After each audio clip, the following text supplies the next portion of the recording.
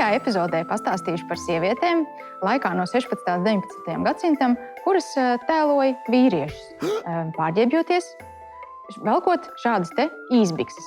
Šīs te lieliskās īsbikses man uzšuva mētra, un man ir arī kabatas. Es nezinu, vai 16. gadsimtā bija kabatas, bet man ir.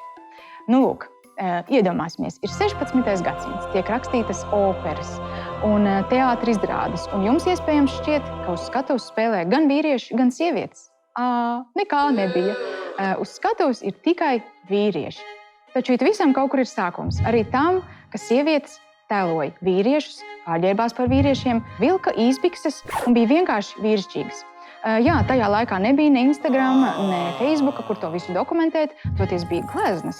Un tad no tā mēs varam skatīties, kā tad sievietes izskatījās. Piemēram, tā kā es. Nu, lūk, es gribētu iepazīstināt ar pāris varonēm no šī laika. Bet pirms tam divi termini. Male impersonation, tā ir vīrieša atveidotāja. Viņa pieņem vīrieša izskatu, raksturu, bet viņa tomēr izliekas par vīrieti. Īsbikšu loma, jebšu breeches role, šīs te īsbikses, tā ir viena no katra džentelmeņa garderobē esošiem apģērba gabaliem. Tātad, sākšu ar sievieti vārdā Mademoiselle de Maupin. Neesmu droši, vai es izrunāju šo pareizi, bet tā kā viņa jau sen ir jau citā saulē, es domāju, ka viņa nedusmosies. Nu, lūk, viņa ir dzimusi 1673. gadā Parīzē. Un neskatoties uz to, ka dzīvojusi tikai 33 gadus, viņas dzīve bija ļoti vētraina, un viņa bija cilvēks multitaskings. Viņa gan ar zobenu mācīja aukoties, gan operā dziedāt, gan uz teātra skatuves. Viņa aplidoja gan vīriešus, gan sievietes un iekūlās dažādās nepatikšanās. Viņas karjera attīstījās ļoti strauji, jo viņa varēja labi atcerēties vārdus. Cik vienkārši. Nu, lūk, taču viņai karjeru nācās pārtraukt brīdī, kad viņa kādā ballē viņa noskūpstīja kādu dāmu. Un uzreiz 3 augstdzimuši džentelmeņi viņu izaicināja uz dueli. Visus 3 viņa uzvarēja, taču viņai bija jāizliežās uz Briseli. Nu, lūk, viņa dzīvojas 33 gadus, bet toties kādus. Šarlote Kušmana tiek uzskatīta par vienu no Amerikas lielākajām un grandiozākajām aktrisēm. Viņas 40 gadu karjerā viņa ļoti daudz spēlē šīs te īsbikšu lomas. Ja jūs paskatāties uz kādu no viņas attēliem, wow, viņa ir tāda dāma, tāds tors, izcili, vienkārši izcili. Nu, lūk, viņa ir spēlējusi dažādas leģendāras lomas. Romeo, Hamlets, Pulkvedis, Bolsīs. Kas tas tāds? Nezinu, bet sagūglēsim. Nu, lūk. Fun fact. Šarlote pārvācās kādā savas dzīves brīdī uz Romu. Tur viņa izveido tādu māksliniecisku mājasaimniecību, tādu kopīgu dzīvesvietu, kur dzīvo tikai mākslinieces sievietes. Nu, lūk, un šo vietu viņa nosauc Jautrās vecmeites. Lai arī viņas tur ir diezgan atklāti, vienai otrai tādas draudzīgas un romantiskas, nevienam nešķiet, ka tur varētu būt arī kādas romantiskas attiecības, jo ļoti vienkārši mājasaimniecībā nav neviena vīrieša. Taču arhīvos var atrast, kā Šarlote apraksta dienas grāmatās visus savus piedzīvojumus ar sievietēm. Nu, lūk. Tad Šarlote devās tūrē uz Ameriku, kur viņa tika pieteikta kā starptautiski atpazīstama, izcilākā, dzīvē esošā, ļoti svarīgi, traģiskā aktrise. Nu, lūk, pirms viņas uzstāšanās policijai pat vajadzēja sargāt ieeju, lai telpā nebūtu pārāk daudz cilvēku. Tas bija diezgan līdzīgi kā dragkingiem Kaņepes kultūras centrā, ja, kur mums vajadzētu īstenībā jau drīz gumijas sienas, jo arī mums bija ļoti daudz cilvēku. Bet, lūk, Šarlote, viņa tika pavadīta ar uguņošanu un svecīšu ceļu. Cik jauki!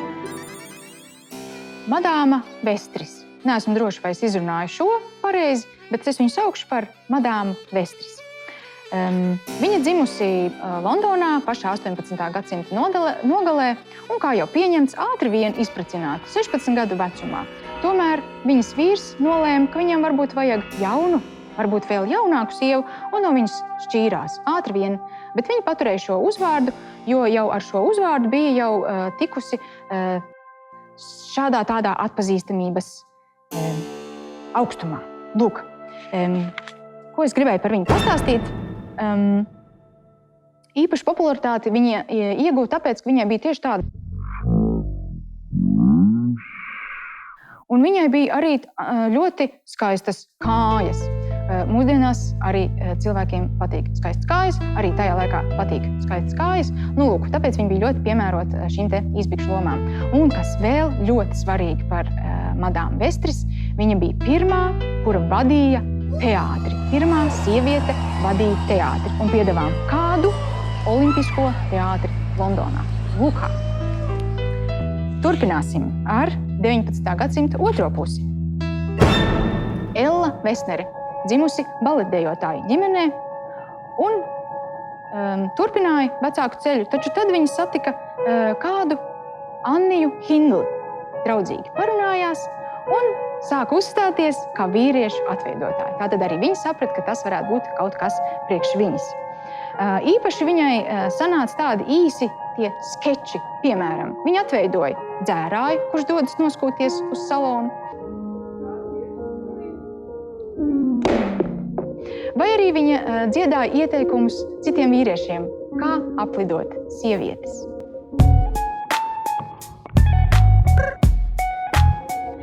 Dzīves noslēgumā viņa lūdza tikt apglabāta savā vīrieša tērpā. Annija Hindle, cilvēks ar lieliskām PR prasmēm. Viņa sevi, šo izbikšu lomu tēlotāju, reklamēja šādi. Miss Annija Hindle, komiķe un labākais vīriešu atveidotājs pasaulē.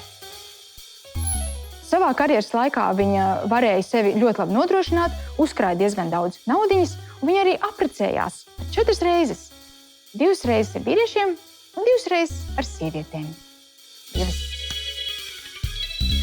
Un šo tēmu es labprāt beigšu ar Bessiju Bonhilu.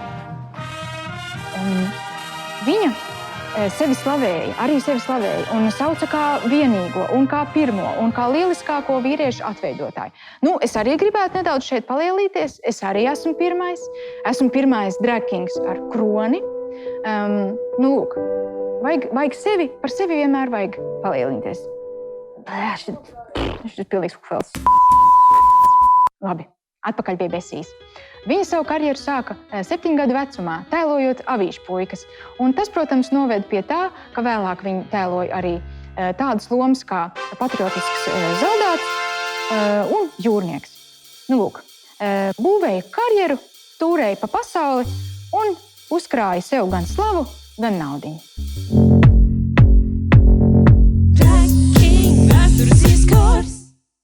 Paldies, ka skatījāties. Ar jums kopā bija Emanuels Lampā. Tiksimies jau 3. epizodē, kur es jums stāstīšu par to, kā sākās mūsdienu drag kingi. Atā!